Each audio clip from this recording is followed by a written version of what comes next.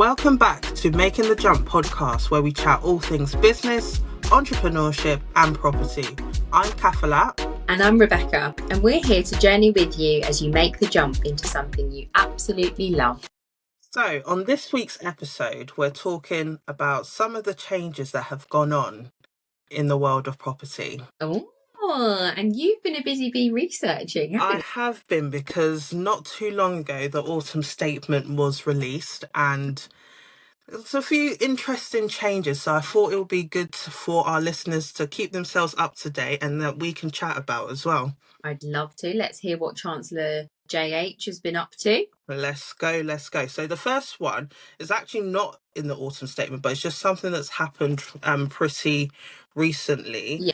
And the first thing is HMO council tax. Mm-hmm. So I don't know how this came about, but certain councils just started banding each room in a HMO with a council tax. So each room will have its own council tax. So that is not very good for landlords, because that's eating into the very much needed profits that are needed. When did that come into play? Has that always been the case? No, it hasn't. So usually it's just one council tax bill for a house. Yeah. But so there's no rules on like which council, how they're applying this a council tax bill for per room. So there's no rules on it, but just certain councils are picking on certain landlords and they're having to pay council tax on each room. I think this is preposterous. I feel like it is as well. It's like it's just not needed. I know everyone's trying to make money, the council themselves, but surely like not a room can be you need a council tax bill for. No, like I can understand if maybe it's a slightly higher amount because it's an HMO and it has like 6 people living there. But I still think it should be one bill. Yeah, so it's not like they each have their own bins, or exactly. We need to fund 6 different ambulance services to get each one their own personal ambulance. Like, I just think it should be one for the whole house, and that should be included in the rent. So now they've come through and said that it is going forward, it will now be just one council bill per household, which is great news for landlords, because that was pretty crippling for if you had a 7-bed HMO. Yeah. Imagine paying like over £100 per room per month of council tax, whereas you could potentially just be paying maybe like 150 quid a month for the whole house. Yeah. So that's life-changing for some landlords. And we know lots of people that have HMOs as well, so I'm sure that they're very happy about that. Yes, so a lot of people campaigned about this, so I guess the government heard, and it's now official that one house, one council tax bill, which is a yay for landlords. Yay! Okay, exciting. That's good, because hopefully we will be landlords one day. So one day. So this is good to know. Okay. So under the autumn statement, we have leaseholds. Very interesting on leaseholds. One word that gives me the shudders. So leaseholds. So it's, from what I understand about it, so I would recommend everyone go do their reading about it. Yeah. But when you're the leasehold on the property, so when that needs renewing, it will now be a case of it will be renewed at 990 years. Right. Sorry? Is this for a house? Flats, or even houses as well, but most times it's flats. Okay, yeah. So because there's no real, because I've seen, when I look on like Rightmove, I see some flats have a leasehold of 999 years. Yeah. Then you have 125 years. Yeah. Then you have 99. It's just very much a mixed bag. So I feel like this bill, I think it's not official. So I think it's still going through the government, but it's sounding like it will become official.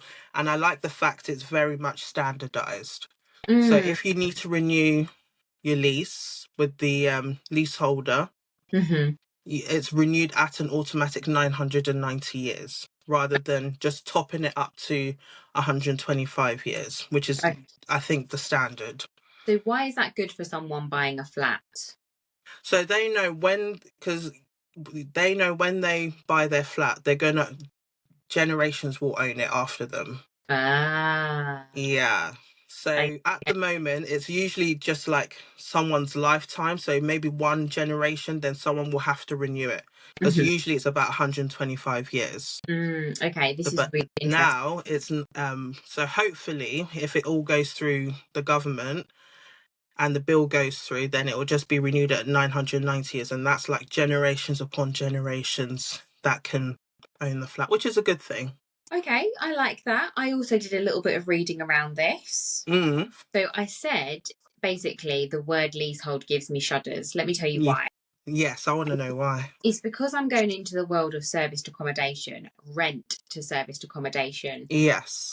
Our company, mine and my husband's, we approach landlords, we rent the property from Hmm. the landlord under our company's name with a legal contract, and with the landlord's permission, we turn it into an Airbnb. Hmm. The nightly rate, we get a cut, the landlord gets a cut. That's kind of. Yes. But people that own flats might not necessarily be the freeholders. They might just Correct. be leaseholders, which means Hmm. they're under rules and regulations of the Yes. freeholder. Yeah. And sometimes in the leasehold agreement or document that comes with the entire block of flats, it says Hmm. we do not allow short term stays. So Yeah. that completely cancels my business model out. Hmm. So I Hmm. face a lot of rejection because of leasehold. So if you're going Yeah. to rent to serviced accommodation, make sure you speak to maybe like the property management company that runs the Hmm. entire block of Building. flats Hmm. by building, because they will have the legal documents. Sometimes the landlords who might own a few units in the flats in the block, they won't actually know that. So that's one thing I've learned about leaseholds and the importance of them. But I'm Yeah. reading that apparently on new houses Mm. leaseholds are going to be abolished. I've heard that as well, which I think is a good thing. It's for me, I find it weird that a house is a leasehold. I can sort of understand flats, Yeah, but a house being a leasehold is just weird to me. because that means you own the house but you don't own the land. Land, yeah, and if you want to do anything on the land, you have to get permission. And I It's can, very long. yeah, I can understand that from a commercial point of view, Mhm. because if you have a bit of land out in the Mhm. countryside and then Mhm. someone, maybe there's a house on it and someone buys that house and then they want to knock it down or they want to sell it or whatever, anyway, and Tesco's comes along and says we want to build a Tesco on this land, we're going to pay you loads of money, then it's a Yeah. good position to be the one that Mhm. owns the lease, the freeholder. Yeah. But yeah, I just don't know, how necessary are they on houses anymore? Apparently they're going to be abolished, not on flats though. Yeah. And ground rent is still going to be a thing on flats, and I think that's where you pay a fee basically Yeah. to have it all See, looked after. yeah. So from my understanding, I feel like ground rent, if this bill comes through, I think ground rent will be nothing. But I feel like your service charge will still exist in terms of like maintaining the building. But I feel like ground rent has the potential of being abolished as well. Ah, okay, but it's Yeah. still going through the motion. Yeah. So nothing's official. There's very much heavy talks about it, but I think it's a great thing if renewing leases is standardized. Yeah, okay, that's good to hear. And I think my closing point on it is if I buy a property, I want to own the land as well. Thank you very much. Me too. I want to Me be a too. freeholder. Otherwise, I'm basically just leasing the right to live there rather than Literally. actually owning everything that it's built on as well as the property. Yes. Um, Yes. Yeah. yeah, I like the fact it's going to be abolished. Cool. I Okay, like that. we're getting So, deep now. Let's get into it. What else? What else? What have you been researching? next thing that's going on that was mentioned in the autumn statement was permitted developments. So there's been a slight change in that, Go and on. we love the change as people in property. So you can have a house, and you can use permitted development rights to convert the house into 2 flats. That's Just two. amazing. Just two. 2, Okay. yes. I won't be greedy. Who's good? But there are some like restrictions or things you must abide by, and one of them is that you can't change the outside appearance of the building. I.e., what? Add another door or? Yeah, you can't change. So it's still, from the outside, still looks like a house, but you can divvy it up into 2 flats internally. But the front of the house has to remain the same. So See, those are one of the caveats to that. I am excited by this. And is that without planning permission? Yes, that's using permitted development rights, which is good because I know like going through planning is like a pain. Yeah. So I feel like having this element just frees up like the bigger stuff that actually require planning permission. Yeah, I like that. It's probably going to take a lot off their workload as well. So congrats to them. But also, it's Yes. exciting because providing you get a really good contractor, it makes it feel a bit more achievable. Buying an affordable house that's got good infrastructure and a brilliant location, getting a really skilled, knowledgeable contractor in and opinions on how to split the two. And then you can charge them both out. You're doing £700 a flat. That's lovely. Yeah. Rather than 895 for one, For three, one house. or whatever it is. Yeah. And if you're into Airbnb, like we are, Yes. nightly rate on 2 flats in a prime Rather than location. one. Yes, please sign me up. I think it's just the advantage of if you went a step further of splitting the title deed, so they're like 2 individual flats, so they're not just sat on one deed. Okay. Then they're worth even more as well. So they can be sold independently of each other as well. You know what? So if you went that step further. This is sounding really good. Thanks for that. Good to have It really is. So a lot going on. So another thing, which is kind of a downer in terms of like land for landlords, but it's definitely worth knowing. Yeah. Is about capital gains tax. Ooh, let's talk about So capital gains tax is essentially the tax you pay when you sell, like the profits that you sell when you sell your property. So in April 2023, so this year, your capital gains allowance went from 12,300 to 6,000. So it's already halved. And I'm hearing it's going to get even lower. It's going lower. And since they halved it the first time, guess what they're going to do in April 2024? Half it again. They're halving it again to £3,000. That is nothing. So this is the exemption allowance, isn't it?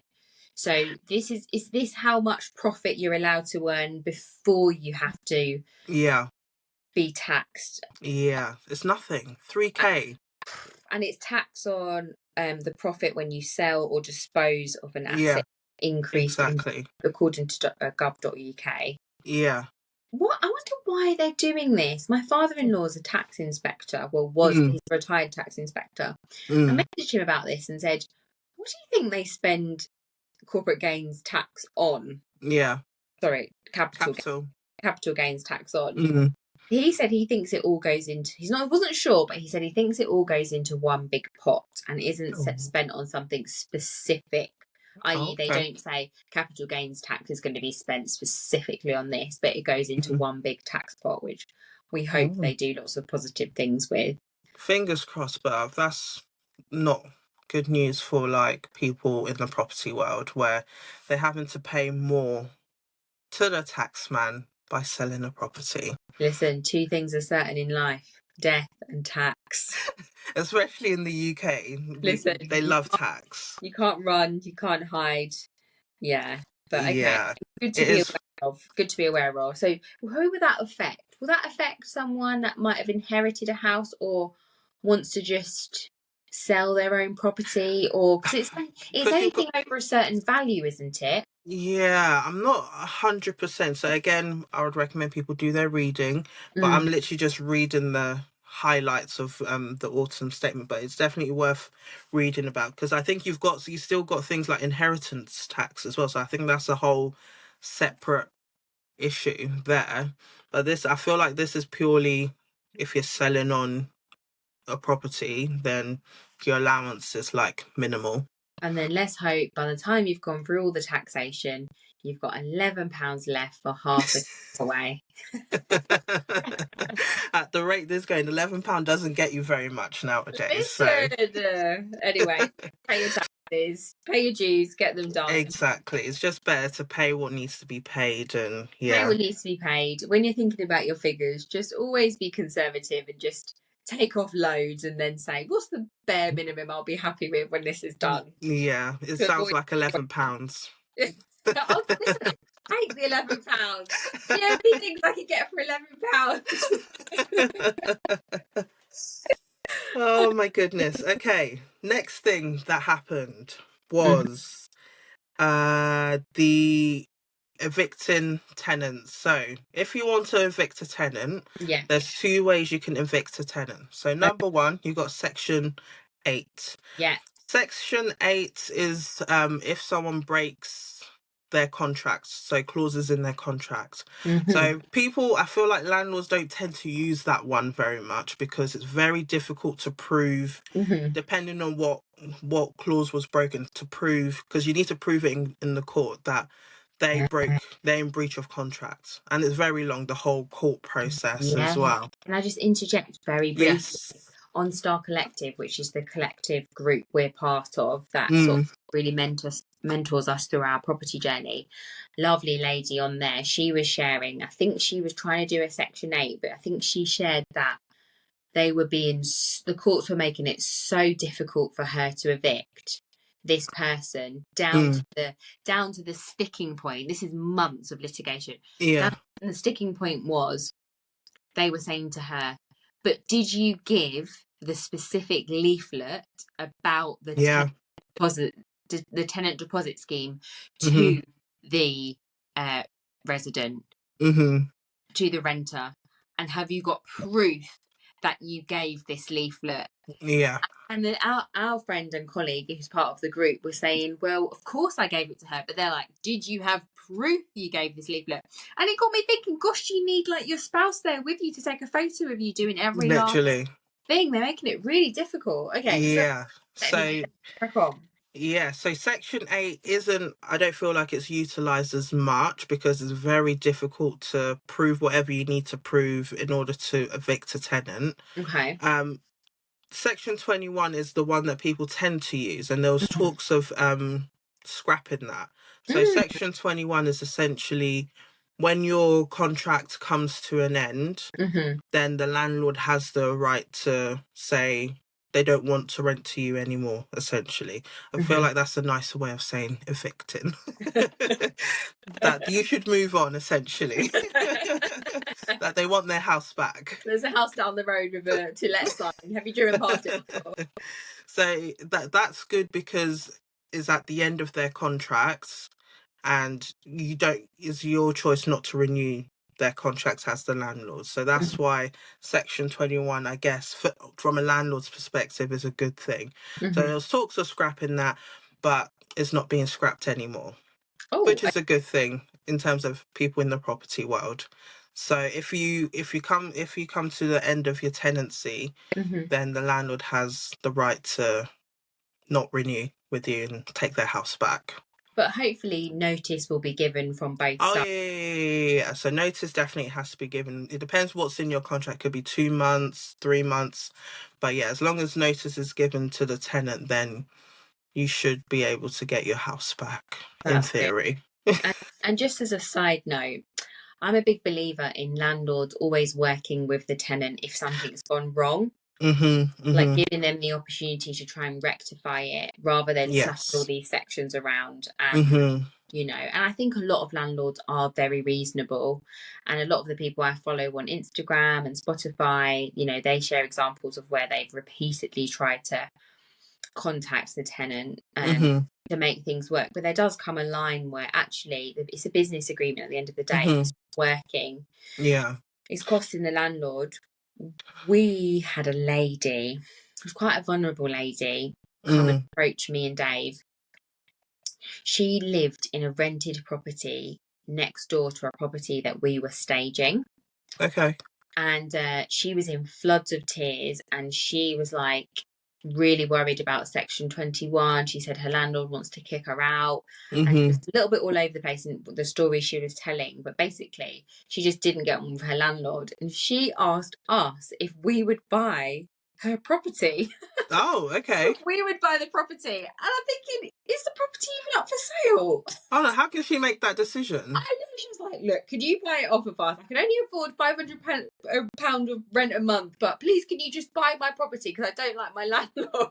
Oh my God. But Dave was like, I'm really sorry, we're just not in the position where we can buy your house. I'm thinking, how do you buy a house if the landlord's not got it up for sale? Literally. But we were able to just comfort her a little bit and just try and cheer her up. And yeah, but it made me realise, like, when a landlord doesn't work with a tenant and Yeah. speaks a lot of like corporate legal speak, that does actually have quite a bad impact and could make the situation worse. So yeah, my hope is that landlords will work as best they can with tenants to try and find a solution and try and find that mutual agreement. I agree. I totally agree. It is important tenant landlords work together so it doesn't have to end up in this situation that you end up in the courts. It's just long for everyone. It's costly. Exactly. So I feel like it's super important to work both to work together. Yeah, and I think referencing is key. Although I've heard stories where untold referencing has been done. Yeah. They seem fine, but then they have a mental breakdown, do drugs, run away, or whatever. So I think being in property, we're in the game with people. Yeah. So I think it's just having an understanding that humans are humans. Difficulty will arise no matter how much due diligence you do. And I think as a landlord, or just being a property developer or starting your serviced accommodation business, you kind of need a bit of a thick skin to be able to cope. Because like buy to let, which I think people view as quite steady and stable, that will come with its own challenges, of course, as well as earning new money every month. So yeah. I feel like it's a fine line between, yes, it's your asset and like morality as well. So it's just trying to find that balance where you want to help the tenant, but the tenant also has to help themselves by working with the landlord as well. Yeah, absolutely. I agree. Yeah. I've loved those updates. And I guess another update that we have is for, I guess, people that want to buy property just in general, so not an investment property, just buying property in general, a residential, they're extending 5% mortgages for another 18 months. So that's a good thing for people that want to get onto the property ladder. 5% mortgages, does that mean, what does that mean? Do you mean 95% mortgages? That's what I mean, 5% deposit. I was like, imagine. No, so 5% deposit, 95% mortgages. So they're extending that for another 18 months, which is it's good. Is that widespread? Because I don't feel like that's widely spoken about, or is it just a few lenders? I feel like it's probably lender dependent than your affordability. So I feel like there are some criteria you have to meet for sure. But that is one of the headlines. So 5% deposit. Because there are some caveats. So one of the caveats is that it can't be on a new build. And it has to be on properties £600,000 or less. Okay. Well, I feel like that's a good bracket. If you've got over £600,000, hopefully you've got a slightly bigger deposit. So yes, I feel like that's a good bracket in terms of 600k. But it used to be a case that on new builds, that they were the ones trying to entice you with the 5% deposit, then mortgage, and yeah, things change, don't they? And they're often cyclical. So just because something stopped now, you never know if it's going to come back again. So I was reflecting as I was preparing for this podcast, and I thought, do you know what? Legislation, bills, acts of parliament, things change. U-turns happen, and I think a key is not to panic. Not to panic. Mm-hmm. You know, friends panicking about stamp duty, but then there was a stamp duty break, wasn't there? Yes, there was during the You know, they pandemic. didn't need to spend years worrying about it because a break happened, you know. And I think Mm-hmm. I've been a bit panicky with rising energy costs. But then Yeah. obviously they've brought the caps in now, so it can't Yes. just be infinite, the cost. Mm-hmm. Mm-hmm. And so it's always good to sort of hold your nerve and just see how things pan out. Yes, I It's agree. easier said than done, especially Mm-hmm. if you're in a rush to make a decision. Mm-hmm. But take it as an encouragement. You know, things have to work for society to function. So legislators hopefully are working hard behind the scenes Yes. to come up with solutions, even if it takes a few months or years for that to Mm-hmm. unfurl. Yeah. That was my reflection. No, I like it. I like it. I like it. Did you have one that you wanted to discuss? Yeah, well, we were chatting a little bit earlier about a headline that said the government's releasing £110 million to help build 40,000 homes. Mm-hmm. And I was looking at those figures and I was thinking 110 million divided by 40,000. I don't actually think that figure that you're left with is that high. And I think it comes to 2,700 and something. And I thought, even in Mm. the Northwest where I live, you can't buy houses or build them that cheaply. So what is going on here? And basically, it's not to directly build those 40,000 houses, it's to help put measures in place to mitigate pollution. And the type Mm. of pollution it's talking about is nutrient neutrality. Oh, that's a And big word. yes, keeping the nutrients that are in the water that affect the environment stable and hopefully Mm. lower. Oh. Talking about, I think, is it nitrates and phosphorus? Basically, building new homes, having more wastewater could impact those um, nutrients badly, increase Mm. them, and therefore damage the environment. So Mm. the government is basically giving this money, and I think it's to local planning authorities and water companies Mm-hmm. to upgrade the water company's technology Mm-hmm. to treat the water to help maintain lower levels of those nutrients.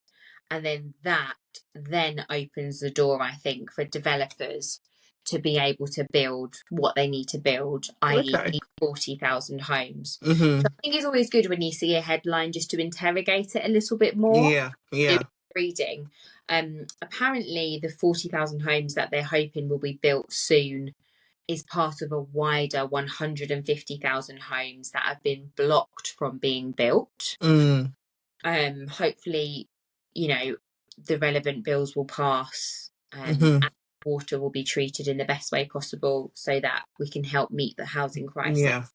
And Yeah. so water companies have been given a few deadlines to do a bit more of an upgrade on their systems up until 2030 initially, I think. Mm-hmm. I think a certain amount need to be improved by 2030, and then 2028, and then 2038. We need to see some significant improvements. Wow. So I wonder how long this is all going to take to go through. I also Yeah. wonder how much of an impact upgrading the waterworks systems is actually going to have on Mm-hmm. the environment. It's a little bit unclear on what they're going to do exactly, and it won't necessarily improve the environment because it's already damaged, but it will help to maintain level Mm-hmm. these nutrients Yeah. so it doesn't make it any worse. I did some more reading, but not 100% clear on how it's going to work. There was talk of developers being able to buy special credits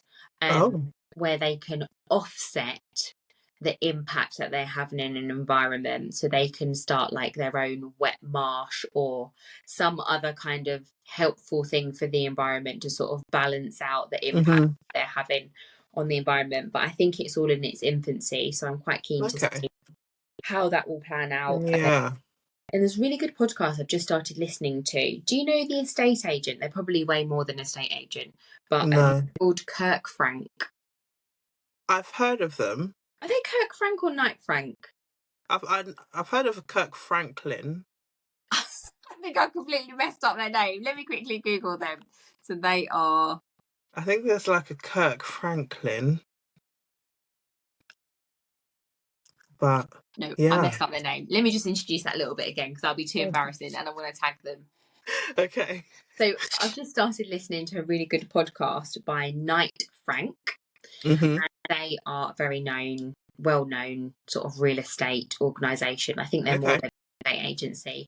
And they've got their own podcast called Intelligent Talks. Oh, okay. And they've got quite a few property related podcasts. They're on Spotify, so they're definitely worth a listen. And they had a really informative discussion about the water and how that's going to affect developers, etc., etc. So that's well worth a listen. So Nice. I really enjoyed researching them. Actually, it's quite nice to think a bit wider than Wider. serviced accommodation, which is what I'm in, Yes. and deal sourcing for you. Yeah. No, that's really cool. A lot's happened recently, so I feel like it was worth doing a whole episode dedicated to news that's gone on within the property world and how that could affect some of our listeners. So it was well worth doing this episode. Absolutely. And if there's anything you guys would like us to research, send us a direct message on Instagram, which is Making the Jump Pod. Yes, check us out there. So we put like little clips on there. So if you wanted to put faces to our voices, you can check us out there. If you wanted to connect with me, myself personally, follow my journey, I'm on Banjo Estates, which is banjo, like the instrument, then estates with an S on the end. I love that. I feel like banjo is quite a fun instrument to play. It is. Well, I've never played one, but yeah, Is it that's a. similar to a ukulele? I think it is. It's quite similar. So I just thought it's the best way to. If people know the instrument, so spelling should be easy enough. Amazing. So Banjo Estates. And if you want to follow me and my husband's journey as we expand from having an Airbnb in our own house to starting a rent to serviced accommodation business, check us out on Instagram. We are Abide Property Management. So we're looking forward to speaking to you again soon in the next episode where we will be jumping in. Yes, we will. Thank you for listening, everyone, and we'll see you on the next episode. See you soon. Bye.